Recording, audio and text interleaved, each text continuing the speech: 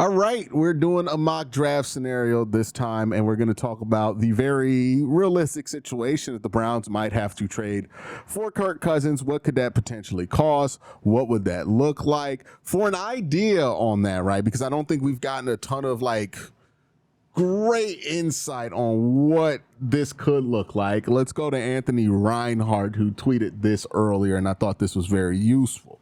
Anthony says here, I've seen chatter recently about Kirk Cousins, and in my opinion, the conversation about a trade for him should center around how much of his guaranteed in 2025 salary the Falcons are willing to eat.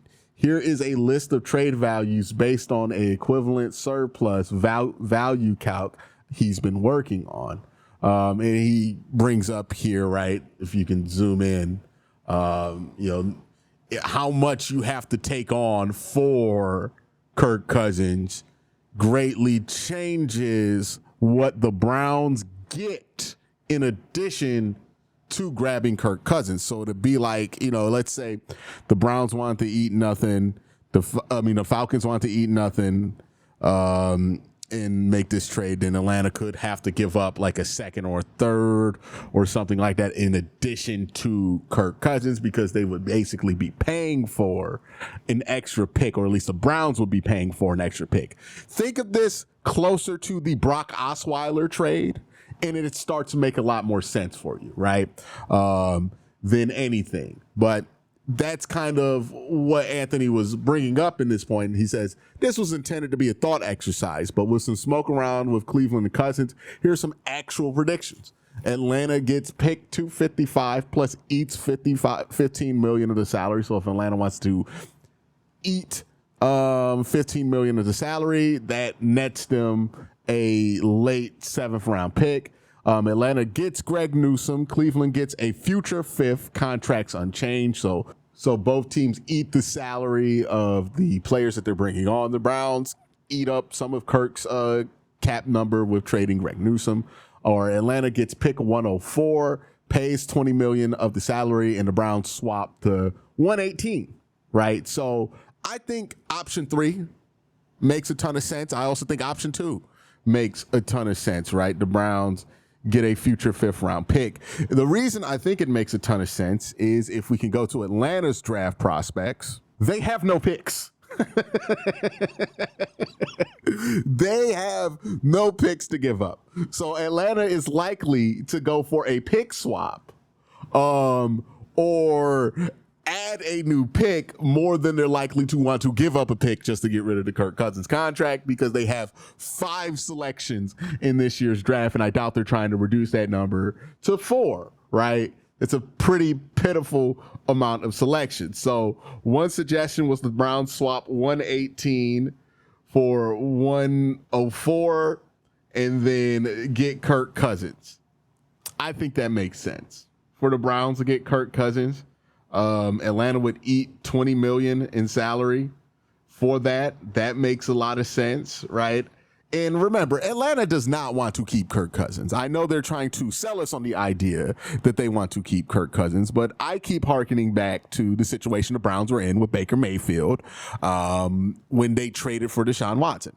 You have moved on. You don't want the guy who was there before it to be there as the backup. You can sell me on we're going to have the best backup in the league all the live long day. I don't buy it. It's clearly bullshit to me, because nobody ever goes that route. So I don't really buy it when the Browns are telling us, oh yeah, I mean, not the Browns, the Falcons are telling us we're just going to go into the season with Kirk.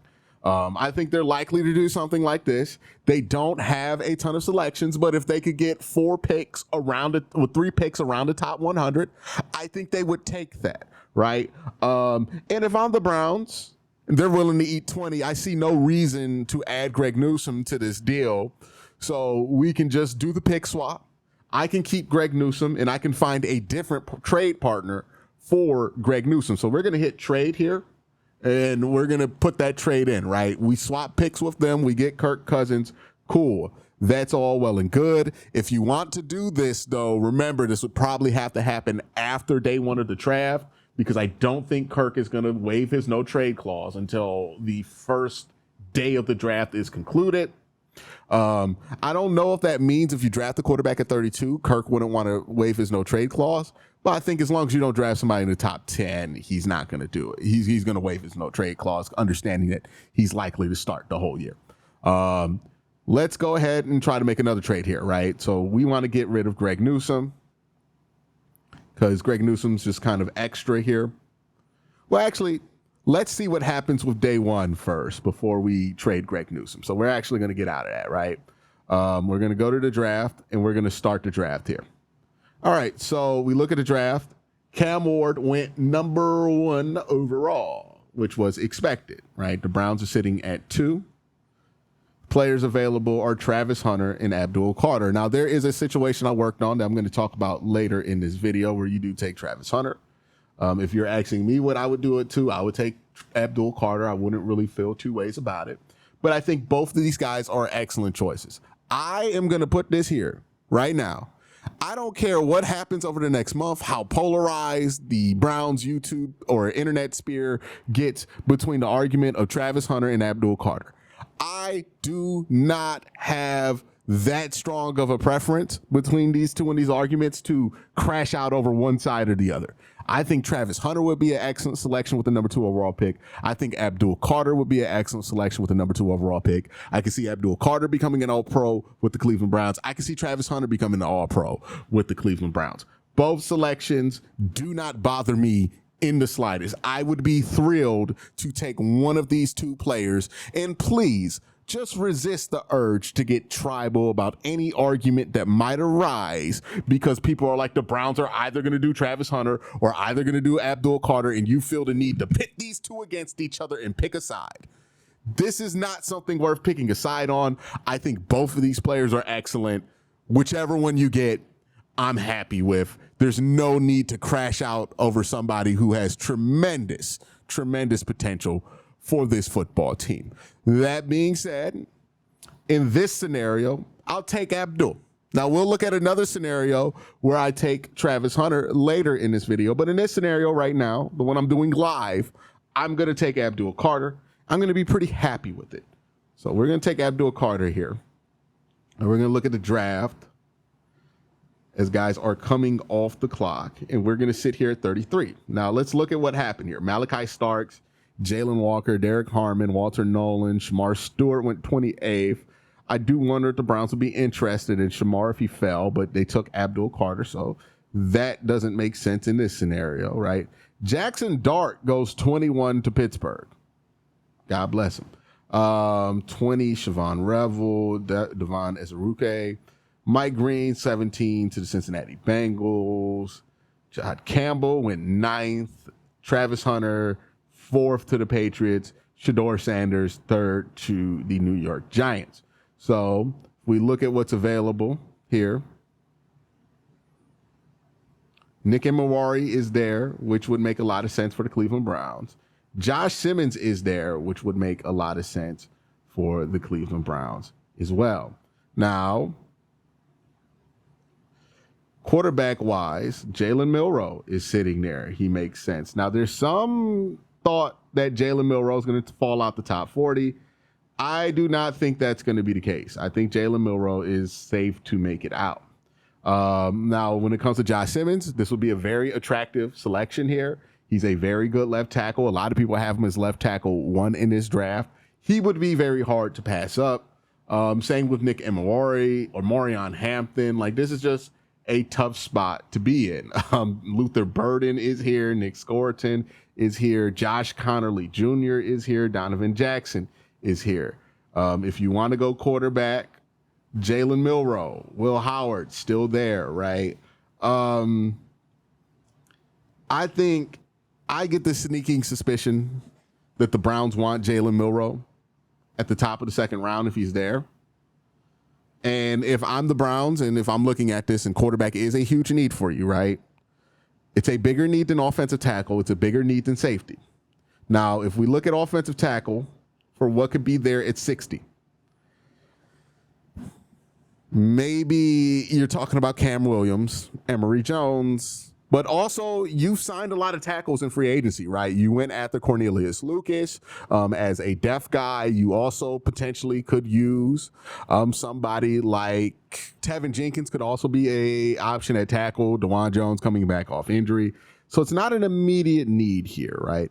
Ibuka and Luther Burton available here at 33 are also very interesting. But you think the Browns, or some of us think the Browns, are still interested in Brandon Ayuk. We'll see if that turns into anything. Right now it's April 1st. I think April 10th was the day where they said there was going to be some kind of deadline there. I don't know. I don't know if that's going to happen, but there's conversation of it going on right now, which would indicate that the Browns understand that they need a wide receiver. You look at your picks already. You took Abdul Carter. That's a edge selection. If you took Travis Hunter, it would be a lot easier to pass up on Ibuka and Burden here and go with like a Jalen Milroe.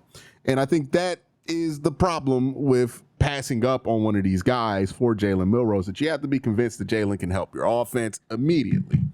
Where you're at on that conversation, if you're one of these teams that has him ranked very highly as a potential running back and very highly as a quarterback, then I think it's a no-brainer. You go with Jalen Milroe here.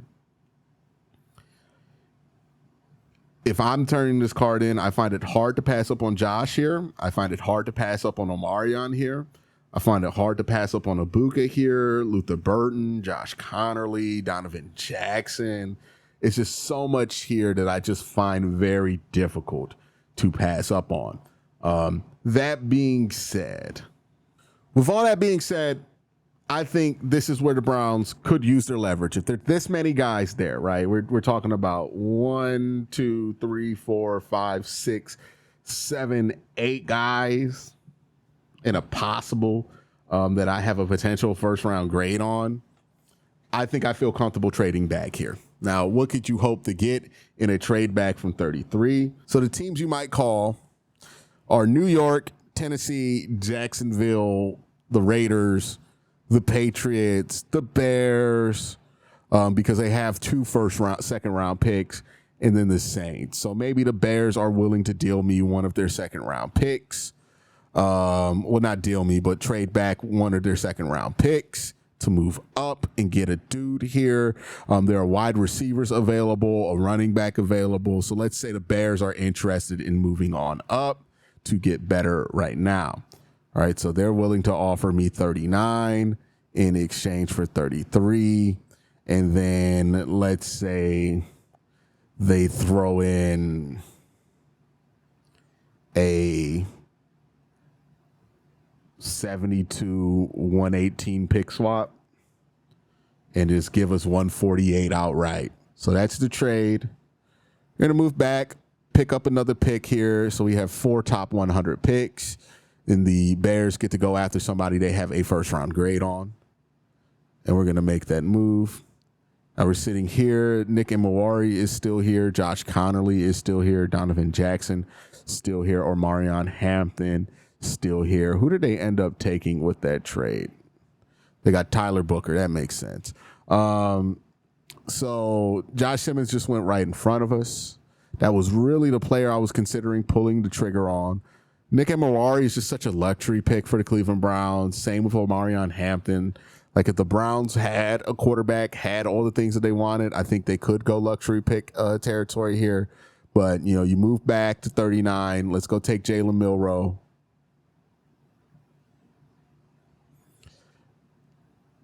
And then once we get to the third round, we're going to trade Greg Newsome. All right, so Travion's here at 67. Telling you right now, highly likely that he becomes the pick. But let's go trade our boy here. Let's go trade Greg Newsome. See what we can net for Greg. Now I have this big gap here between 148 and 179. So I'm going to try to rectify that. Maybe get some picks for next year. I do need a 6 for next year. So where's Greg at? Let's find Greg and trade him.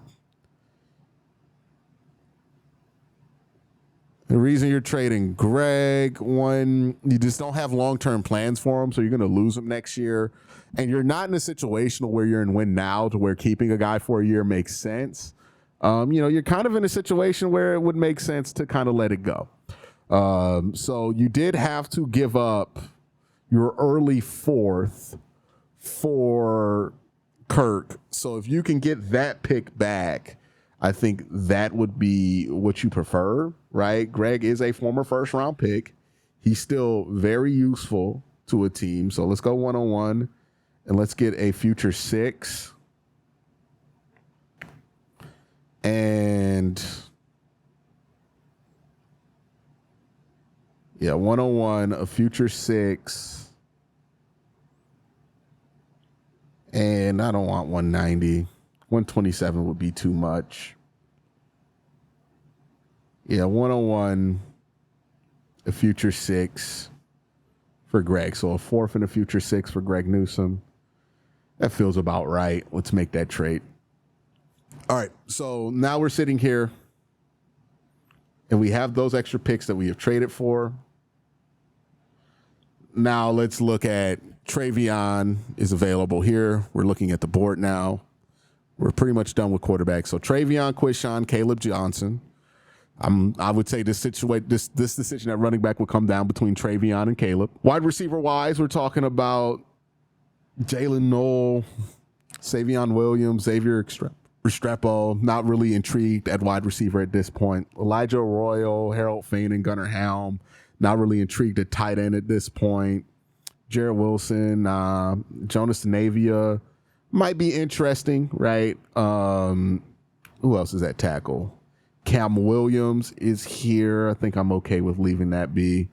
TJ Sanders, Jordan Burke, Omar Norman Lott would be interesting here. Ty Robinson would be interesting. CJ West would be interesting. Edge-wise, I don't really have a room for another edge here. Linebacker, nah. Corner, nah. Safety. Xavier Watts is intriguing at 67, but I want more of a free safety guy. I'm kind of targeting Kevin Winston at 93 for that. So it looks like the card's pretty easy to turn in here. We're going to go Travion. And if you go Travion here, you look at your picks, and you've added a lot of athleticism to your run game with Jalen Milroe and Travion. Hopefully you could develop Jalen into a solution at quarterback. You have Abdul Carter, who can shore up your defensive line opposite of Myles Garrett. He's not going to become Myles Garrett. There's only one Myles Garrett. I want to make that clear. But Abdul could be pretty damn good. And then you get Travion Henderson, who is the most explosive running back in his draft class. Also the best pass protector combo with his ability to stay on the field in this draft class. So you get somebody who's useful. You can play Travion alongside Nick Chubb, no problem. And now we're going to roll into 72. And I think I'm going to get my safety here, right? So we're looking at the board. Makuba, Kevin Winston. Makuba, I think he's a fantastic prospect, really hard hitter. Kevin Winston, really intriguing prospect too, out of Penn State. I think the Browns would be likely to go with the younger guy in Kevin Winston. That's just my gut feeling. If you're asking me, I've watched more Makuba. I'm more familiar with Andrew Makuba. So I would take Makuba here at 72 and not really blink here. All right, so Fainin just went off the board. We're sitting at 94. Our picks so far are Andrew Makuba, Travion Henderson, Jalen Milroe, Abdul Carter. So we have addressed a lot of the big needs on this team. Let's look at wide receiver here. Xavier Restrepo is here. Ty Felton is here. Kyle Williams, that's who I'm looking to grab in the 4th or 5th. I think he'd be a fantastic selection. Ricky White's another guy that I like a lot. So not really in the wheelhouse yet. DJ Gittens, but I already took Trey. Tight end Gunnar Helm would make a lot of sense here. I'm thinking that's who I'm probably going to go with is him unless something blows me away at tackle or D-line. Let's see. Let's look at D-line. Farrell Diggs, Jared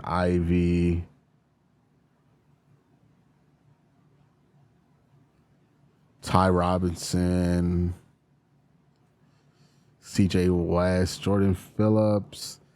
I'm going to go tight end here. We're going to grab Gunner. All right, 101. Now, if we're looking at what we have so far, Abdul Carter, Jalen Milroe, Travion, Andrew Makuba, Gunnar Helm. So we have spent 3 of our picks on offense, 2 of our picks on defense. We have gotten somebody I think can factor into our 3-man safety rotation easily.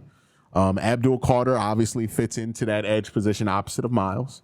Jalen Milroe, he's probably not going to start at quarterback year 1, but he's going to be a contributor in the run game for sure. Travion, same thing. Might not start over Nick Chubb year 1 if you bring back Nick Chubb, and let's assume we do. But will be a heavy contributor in year 1 as well. You bring in Makuba. You got Gunnar Helm there to be tight end 2. And I think you're moving, right? I think you're moving. I think you're grooving in this draft. You've addressed a lot. Wide receiver, I'm still going to wait a bit on wide receiver. Savion, Xavier, Charles Grant. I wish he would have played in the Senior Bowl. Really don't know what to think of him. CJ West. I think I might want to get a defensive interior body. Jordan Phillips is probably the pick here.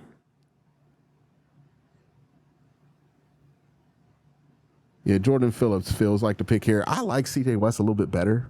I just think CJ West is such a disruptor, but Jordan Phillips fits more of what the Browns need right now. Let's see here. Is there anything at tackle that would? No. Let's get Jordan here. And now we are entering the 5th round, and we're at pick 148. So this is where positional value starts to fade, right? Because we're at that part of the draft. I'm going to take Kyle Williams here, wide receiver. Makes a ton of sense to me. I think he is the archetype of what the Browns like at that wide receiver position. We're looking at the Browns picks so far. Kyle Williams. So, we've kept this pretty even offense, defense so far throughout this draft. That's where we're at. 179. Trevor Etienne's there. I would say that's the leader in the house right now for the pick. Let's go through our selections here. Now, Trevor's clearly the best running back available. Ricky White's there. I don't think Ricky White would be a terrible selection either. Jalen Colliers would be interesting. Let's see. Yeah, let's get Trevor. Let's go Trevor here. All right, and then we're going to go to our pick at 192. Hoping Colliers is still on the board here. Conyers is still on the board from Texas Tech. Let's go Conyers right here. And we're picking at 200. Rashad Smith, I've drafted too many running backs. I'm maxed out on running backs and tight ends. Wow, Jaden Blue's still back there. Luke Lachey, all the best players are positions I've drafted too many of already. We're gonna go Carson Vincent, get a tackle, developmental guy, and then we're gonna roll to the end of this draft. Well, no, we got one more pick here, 216. We took Jalen Milroe. So, it's pick 216. You can take an extra tight end to get him somebody he's familiar with. Nah, got to stay away. Ricky is gone. Where do they have LeJohntay? I would take LeJohntay here. I wouldn't mind taking LeJohntay Wester here. Luke. Center. Tackle. Okay. There's no defensive lineman left. Key Robinson. All right. Do we want to get the extra running back or do we want to get the extra tight end? Right? Because those are the only 2 picks I feel worthwhile making. Let's get CJ because I could hide him on the practice squad. He's a blocking tight end. I can hide CJ there, and he's familiar with Jalen Milroe, so let's give Jalen some familiarity. And then let's look around here because I want to talk about guys who you would definitely give a camp invite to. So this pick's going to be LeJontay Wester, but who would I give a camp invite to that's left? Cam Miller, maybe. Yeah, Cam Miller. He gets like a rookie camp invite. I would give a legitimate UDFA contract to Jordan James. Wide receiver. Nah, I would probably give a camp invite to Rock Taylor, but not a UDFA contract. No, we're pretty tapped out here at tight end. Jonah Monheim, I'm going to fight to get a UDFA contract out for him. It's going to be hard to get him, though. Yeah, we're going to stay away from tackle UDFA. Edge. If Ahmed Hassan is a UDFA, we'll reach out to him. I want to give a camp invite to Jackson Woodard. And now we're good.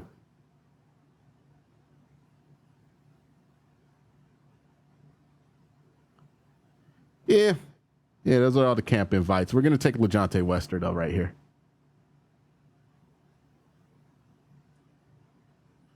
Let's go back. Where's LeJontay at? There. Let's take LeJontay there. All right, and that is the mock draft scenario for this one. We're looking at the individual teams one. Let's let it load. So just to recap, in the first round, we took Abdul Carter. We also traded for Kirk Cousins. That was the trade for Kirk. We did a pick swap in the fourth, and the Falcons ate $20 million for that pick swap. Jalen Milroe in the second, we traded back to 39. We picked up a extra fourth. We traded our fourth round pick 118 to move up to get 72 and 148. So we got a pretty good package there for our second round pick. Then we traded Greg Newsome. We got Travion, Andrew Makuba, Gunnar Helm, Jordan Phillips, all great players. I'm doing backflips for all of these guys. Amazing. Round 5, we got Kyle Williams. Feel really good about that in round 5. Trevor Etienne would love that. Jalen Conyers would love that. Carson Vincent would like that. CJ Dupree, yeah, I'm fine with it. And then LeJontay Wester in the 7th round, which I would like to as well. But that is this mock draft scenario. Let's look at a scenario where you take like Travis Hunter and see how it changes what you want to do. And let's take out some of these trades. All right, so this is a mock draft scenario I ran through earlier where you get Travis Hunter at 2, Jalen Milroe at 33, Travion at 67, Kevin Winston at 94. You would make a move. I think this was for Greg Newsome with the Bills to get 132 and a 5th round pick this year. Gunnar Helm, Kyle Williams, Trevor Etienne again, right? Some of these guys are fixtures in these conversations. Jalen Conyers, Carson Vincent, Mello Dotson, Jason Dumas-Johnson, LeJontay Wester in the 7th round. So whether you go Travis, and this is why I don't mind going Travis or Abdul, it doesn't really change what your strategy is going to be for the draft after that, right? If you get Travis, then you're not looking at wide receivers as much anymore, but you're not really going to be that heavily into wide receivers in this draft class anyway. Same with corners. If you go Abdul Carter, then yeah, you're not going to draft another edge, but it's not like this edge class is so deep that I couldn't resist taking another edge, even if I took Abdul Carter. I think what you do at 2 is about getting the most potential out of whatever players there. It's not really about affecting what happens for the rest of the draft. 33 with Jalen Milroe, though, right? Went with that in both scenarios. I understand why the team would want to do that. I understand why I would be attracted to taking Jalen Milroe there. I think a lot of the boards don't have him in the top 40. I think he's pretty easily a top 40 pick. I think people are overthinking it, right? They're thinking that Jalen Milroe has his low floor. I don't think that's the case. I think his floor is probably being what Justin Fields is, and Justin Fields is good enough to get $40 million to play quarterback for the New York Jets. So Jalen Milroe, I see no reason why he couldn't be Justin Fields at worst. So if you take that in the second round, it's not the worst outcome in the world. You're still going to have a player who can help you in some ways versus, if you take a swing and miss on a different quarterback prospect, let's say you take a swing and miss on like Jackson Dart, then Jackson Dart's useless for you, right? Jalen Milroe, he's useful for you still, even not as a quarterback. So you get that. Travion, I feel really good about both of these classes if the Browns brought them in. But that's my mock draft. Let me know what you think in the comment section down below. Y'all have a great day. Have an even better night. Peace.